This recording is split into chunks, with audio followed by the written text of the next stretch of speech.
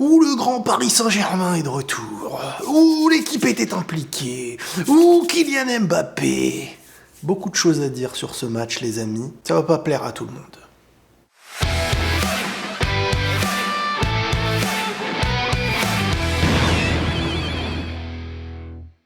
Les amis, bonjour à tous, j'espère que vous allez bien et que tout se passe pour le mieux pour vous. Victoire 2-1 sur une addition des huitièmes de finale aller-retour, ça fait 4-1 pour le Paris Saint-Germain. Aller-retour, victoire aller, victoire retour, qualification en quart de finale. Donc déjà, t'as dépassé ta moyenne des dernières années, en tout cas les deux dernières, et tu te retrouves dans le dernier carré. Tu peux te dire que d'une certaine manière, les choses vont bien. Statistiquement, Kylian Mbappé doublé, et tu peux être fier de ce match. Parce que Paris, Paris, voilà, des fois c'est compliqué, des fois on le dit, des fois il y a des problèmes, un truc, en plus là, actuellement il y avait les polémiques, et Luis Enrique, Kylian Mbappé, machin et tout. Mais avant de commencer, j'ouvre les guillemets, mais mettez-le sur le banc, mais préparez l'année prochaine, préparez la saison 2025, mais ça sert à quoi? Il n'est pas impliqué, il n'est pas concentré, c'est... Alors, j'anticipe à l'avance les gens qui viendront te dire que c'est grâce à Luis Enrique qu'Mbappé était aujourd'hui impliqué en huitième de finale retour de Ligue des Champions.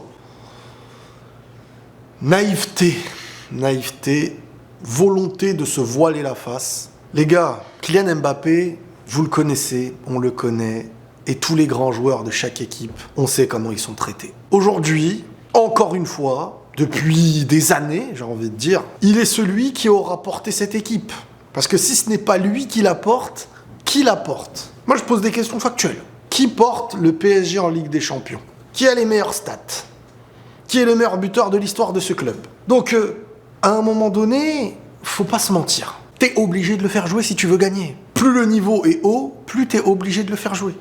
Donc arrêtez de m'embêter avec vos histoires de « ouais, mais faut préparer l'année prochaine, ok, donc les joueurs qui viendront en prêt, qui resteront un an, tu les fais pas jouer. » J'aime les choses factuelles, les choses carrées, les choses sans mensonges. Trop de mensonges en ce moment. Trop de gens qui parlent sous les émotions. Trop de cœurs brisés parce que le joueur a annoncé qu'il s'en va, donc une volonté de vengeance.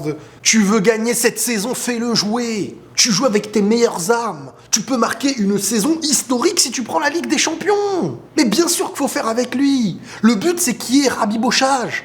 C'est que le club et lui, et le coach et lui s'entendent. S'ils sont mis dans des bonnes dispositions, ils vont aller loin. Et je vous le dis, parce qu'on n'est pas à l'abri de peut-être que ce PSG gagne la Ligue des Champions. Alors là, je vous le dis, ça fait rire. Mais attention, les parcours, être du bon côté du tableau, c'est une équipe qui a les j'ai pris des notes. Déjà, ce que je veux dire par rapport à ce match, c'est déjà qu'on est sur un très gros match européen. On est sur un très gros visage, européen du PSG. Déjà, l'implication de l'équipe et la cohérence du début à la fin, c'était du lourd. Tout le monde était à son niveau. Le gardien, Dembélé, j'ai beaucoup aimé en électron libre, un joueur comme ça qui a les deux pieds, qui se balade à gauche, à droite, qui part, qui fait des petites percées, qui crée les décalages en fait, parce qu'en fait lui il se faufile. Oui, on pourrait me dire qu'il y avait clairement une différence entre la Real Sociedad et le PSG, que oui, t'as tiré le meilleur tirage au sort, oui, mais démontrer sur le terrain qu'il y a une classe d'écart, c'est quelque chose de différent. Regardez en championnat, le PSG des fois est meilleur que toutes les équipes, mais tu le démontres pas toujours professionnellement sur le terrain. Là, il le démontre sur le terrain. Il y avait une classe d'écart, et en plus à l'extérieur, dans un stade qui n'est pas toujours facile à jouer. Certes en championnat, et en Ligue des Champions, c'est deux choses différentes, mais malgré tout, là, c'est un PSG potentiel max. Pourquoi potentiel max? C'est-à-dire qu'une implication européenne, tous les joueurs se donnent, des efforts collectifs, le Kylian Mbappé, pareil, etc., le gardien à son niveau, les individualités en forme qui scorent, et d'une certaine manière, t'es dans la meilleure recette que tu peux avoir en Ligue des Champions. Le premier but que met Kylian Mbappé, ça on le sous-estime, mais un joueur comme ça, c'est pour ça que moi des fois quand on me dit ouais mais il faut le sortir à la mi-temps parce qu'il a pas fait...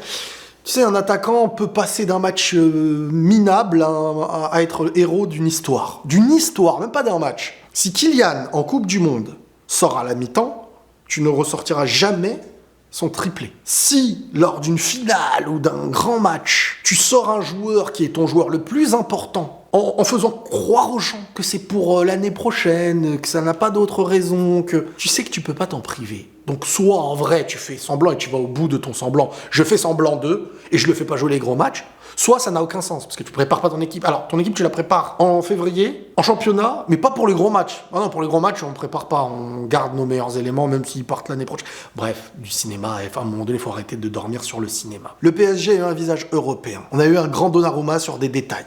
On a eu un très grand Kylian Mbappé. On a eu un bon Dembélé. Le premier but de Kylian Mbappé qu'il met, déjà, c'est une action qu'il la doit à lui-même. Angle fermé, tac, il se met sur son droit, feinte, il se remet sur son droit, il repart sur le crochet, il se remet sur son droit, il explose le petit filet. Un but comme ça te change tout le match. Parce que si tu errais encore à 0-0, tu sais pas, peut-être que tu vas être celui qui encaissera en premier. Ça sert à ça, un grand joueur. Ça sert à faire basculer les choses du bon côté.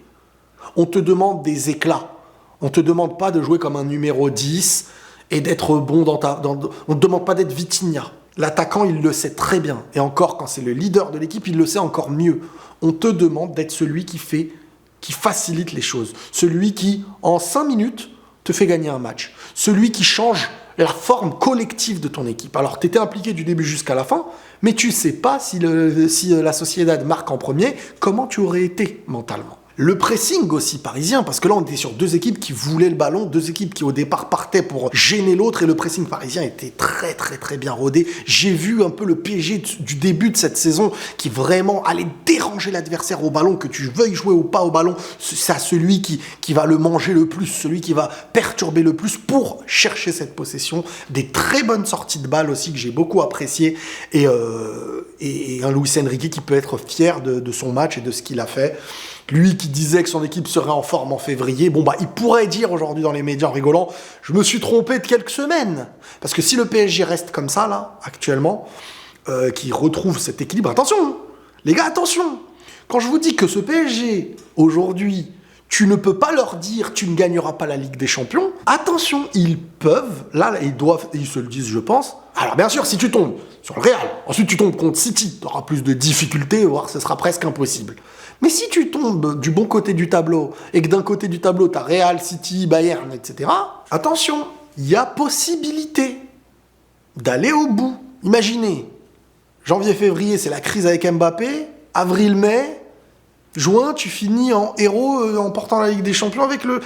Souvent, et là, ils font exactement le truc qui te dit, oulala, tout avait l'air de mal commencer, tout peut bien finir. Formule Portugal-Euro, formule Côte d'Ivoire, Coupe d'Afrique. Les gars, attention. Sincèrement, attention. Mais faut le mettre sur le banc. Il respecte rien, faut plus qu'il joue 1 minute. Oh, Kiki, il a marqué Kiki, t'es trop chaud. Ouais, c'est grâce... on va pas dire que c'est grâce à lui, parce que là, on aura l'air bête. Luis Enrique. Non, mais c'est pas Luis Enrique qui vient de faire l'action de Luis Enrique. Sinon, sans Luis Enrique, Kylian Mbappé n'aurait pas été concentré. Il n'a jamais été concentré dans les grands matchs de Ligue des Champions. Attention, il n'aurait pas mis de crochet, il n'aurait pas mis de petit filet. Lui, il aurait voulu perdre et finir sa saison sur des... Vous voulez pas écouter quand on vous parle, les gars. Vous parlez trop sous les émotions. Vous voulez qu'on traite un top 2 mondial, ou peut-être top 1, ça dépendra comment les gens... Mais je dis toujours 2 pour pas qu'il y ait un débat. Top 3 si vous voulez.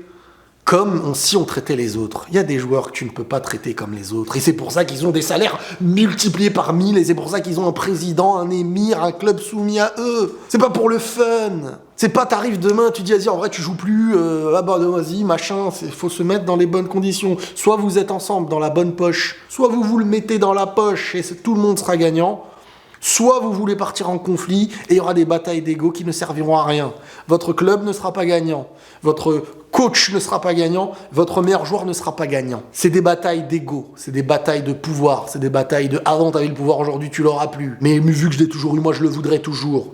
Il n'y a que Paris qui sera perdant de tout ça. Et ça en fait, certains se font endormir encore par les propagandes. Les gens ne veulent pas réfléchir par eux-mêmes, ne veulent pas se dire en regardant l'historique des choses. Non. Oh regardez, il a fait quoi? Ouais, ça veut dire que c'est le méchant, donc... Oui, si on veut punir un joueur, punissez-le. Mais pensez à votre club. Et arrêtez de vous faire endormir. Mettez de la cohérence dans ce que vous regardez, tout simplement. Prenez tous soin de vous, les amis, et la paix sur vous.